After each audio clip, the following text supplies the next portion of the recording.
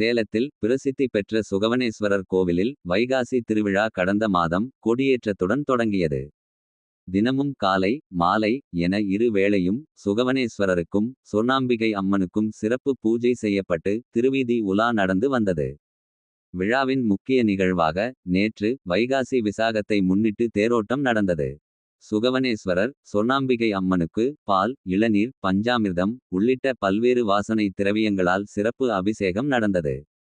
தொடர்ந்து உற்சவ மூர்த்திக்கு பட்டாடை உடுத்தி பல்வேறு வாசனை மலர்களால் சிறப்பு அலங்காரம் செய்யப்பட்டு சேலம் ராஜகணபதி கோவில் அருகே வைக்கப்பட்ட தேருக்கு வண்ண வண்ண மலர்களை கொண்டு அலங்கரிக்கப்பட்ட தேரில் சுகவனேஸ்வரர் சொர்ணாம்பிகை அம்மன் எழுந்தருளினர்.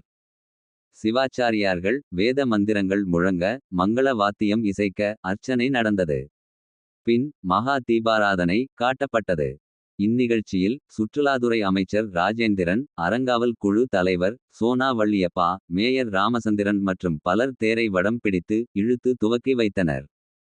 தேரோட்டம் துவங்கியதும் அங்கு கூடியிருந்த பக்தர்கள் நமச்சிவாயா நமச்சிவாயா என வெண்ணெய் முட்டும் அளவிற்கு கோஷம் எழுப்பி பாட்டு பாடி நடனமாடி வாத்தியங்கள் முழங்கியவாறு பக்தர்கள் தேரை வடம் பிடித்து இழுத்தனர்.